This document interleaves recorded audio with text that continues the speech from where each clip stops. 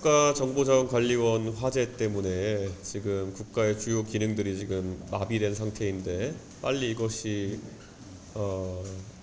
복구가 되는 것을 넘어서 앞으로 이런 일이 발생하지 않도록 국회 차원에서 고민이 필요할 것 같습니다. 특히 이번에 노정된 것은 보안 예산이나 아니면 이중화 예산 같이 문제가 터지기 전까지는 가치가 커 보이지 않는 예산들이 매번 누락되는 곳에 있다고 생각합니다. 그렇기 때문에 이번 기회를 계기로 오히려 이런 것들은 법제화를 강하게 해서 꼭 그런 예산들이 할당될 수 있도록 하는 것이 중요하겠다 이런 생각입니다. 예. 그 질문이 있는데요. 네. 지금 이제 이재명 정부 첫 정부조직법 네. 포함해가지고 여러 가지 법안 관련해서 국민의힘 필리버스터가 이제 오늘 마무리된다고 네. 하는데 각 법안들에 대한 대표님의 입장은 어떠신가요? 저는 정부조직법은 어느 정부나 출범하게 되면은 국회 내에서 초당적 협력을 하는 것이 일반적이지만 이번에 그 정부조직법의 내용은 굉장히 파괴적이다 이렇게 말씀드리겠습니다. 제가 페이스북에서 한 언급했던 것처럼 검찰 조직을 없애는 것 그것이 어떤 의미인지에 대해서 국민들에게 그렇게 와닿지 않는 설명들을 하고 있거든요. 그렇기 때문에 야당에서는 계속 경고하는 겁니다. 나중에 이것이 다른 일반적인 행정부처 조정과 다르게 수사 역량의 절대적 약화를 가져올 수 있고 그래서 결국 피해를 입는 것은 국민이다라는 점을 강조하고 있고요. 제가 과방위원이지만은 방송통신위원회와 미디어통신위원회가 결합된 형태가 뭐 그렇게 큰 차이라고 이것을 해서 입법을 하는지를 전 이해하지 못합니다. 그리고 제가 비교를 하자면은 정부 부처 내에서는 환경부가 이번에 에너지 기능이 추가되어 가지고 확대 개편되는데 그 변화는 엄청난 변화입니다. 사실 에너지가 산자부 쪽에 있느냐 환경부 쪽에 있느냐는 엄청 큰 변화이고 업무 분장의 차이가 큰데 그럼에도 불구하고 현재 환경부 장관인 김성환 장관에 대한 재선임이라든지 아니면은 청문회라든지 이런 절차가 다시 시작되지 않거든요. 그런데 오히려 그 차이가 굉장히 경미한 방송통신위원회와 방송미디어통신위원회의 차이 때문에 이진숙 위원장을 사실상 경질하는 모양새를 채택한 것은 이것이야말로 방법이 없으니까 법을 만들어서 사람 내쫓는 게 아니냐 위인설법이라고 볼 수 있는 부분이 있습니다. 그래서 이건 앞으로도 상당한 논란이 있을 수밖에 없다 그렇게 봅니다.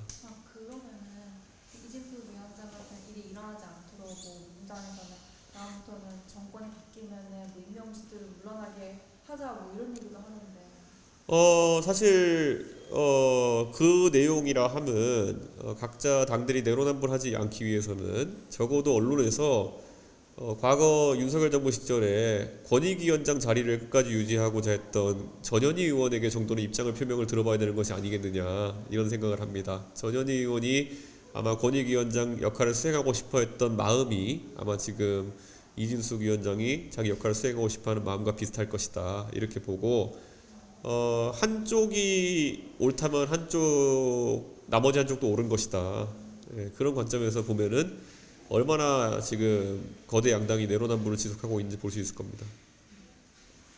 최근에 시도당 위원장 선출 네. 마치신 걸로 알고 있는데 네. 앞으로 가는 좀 지방선거를 어떻게 준비해 나가시죠? 이번에 개혁신당은 시도당 위원장을 완전 직선제로 이제 선출했습니다. 사실 이것은 앞으로 대한민국 정당들에 있어가지고 하나의 모델이 계속 되었으면 좋겠다 이런 생각이고요.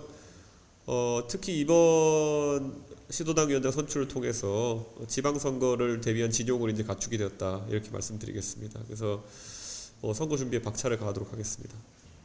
이제 국힘에서는 계속 범보수 통합이나 연대가 필요하다 이런 입장이 나오잖아요. 여기에 대해서 좀 대응하시나요? 사실 총선 때도 그렇고 대선 때도 그렇고 선거 때마다 이게 사실 계속 올라오는 이야기인데요.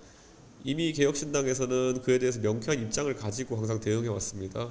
그리고 지금 국민의힘에서 장외투쟁을 하고 이렇게 하는 모습도 저는 그 모습 이전까지는 장동혁 대표에 대해서 그렇게 관망하는 모습이었지 센소리 안 했지만은 저건 황교안의 길이다 제가 명확하게 선언했었고 그 황교안의 길에 함께할 사람은 없을 겁니다. 좀 연관해서 예. 국민의힘 지도부에서는 좀 윤석열 전 대통령의 구속 신청을 받아들여야 한다 이런 얘기도 이제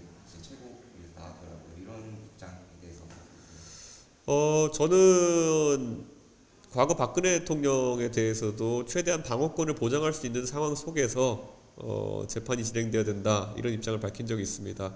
하지만 윤석열 대통령은 지금 방어권을 이야기하기에는 본인이 계속 혐의를 부인하고 있고 그리고 선택적 법정 출석이라든지 이런 부분이 제가 알고 있는 일반적인 보석 상태에서의 재판을 받는 사람들과는 좀 다른 자세가 아니냐 이런 생각을 하고 있습니다. 저는 윤석열 대통령이 진짜 보석을 바란다면은 법원과 여러 형사적 절차에 성실하게 임하는 모습 보여줘야 되는데 그렇지 않기 때문에 제가 뭐 법률 전문가는 아니지만은 보석하기 어려운 상황이 아닌가 생각합니다. 네. 뭐 일본 관련해서인데요. 네. 그 차기 자민당 총재가 모두 우파 인사들이 된다는 네. 전망들이 나오는데 이제 내일 좀 이시가와 이재명 대통령의 이제 회담이 예정돼 있잖아요. 그래서 좀 어떻게 좀뭐 한일 과거사라거나 협력 관계에 대해서 어떤 걸 해야 할지. 한덕수 총리에게 사실상의 외교 행위나 통치 행위를 하지 말라고 했던 분들이 바로 민주당입니다. 그 임기 말에서 예를 들어 국가를 대표해 가지고 하는 회담이나 회의는 의미가 없다고 이제 주장하는 것이었을 텐데요. 이시바 총리의 퇴임이 결정된 만큼 저는 이번에 의미는 제한적일 것이다 이렇게 생각하고 저 같으면은 어떤 노력을 들어서라도 새로 임명되는 총리, 새로 지명되는 총리를 만나기 위한 노력을 할 텐데 지금 이렇게 하는 것은 아마 이제 사실상 책임과 또 그리고 권한이 많이 상실된 이시바 총리의 회담을 통해 가지고 그냥 듣고 싶은 소리를 듣고 싶은 그런 느낌 아닌가 생각합니다. 별로 효과는 없을 것이고 그냥 묻든 의논이지 다 뻔히 보입니다.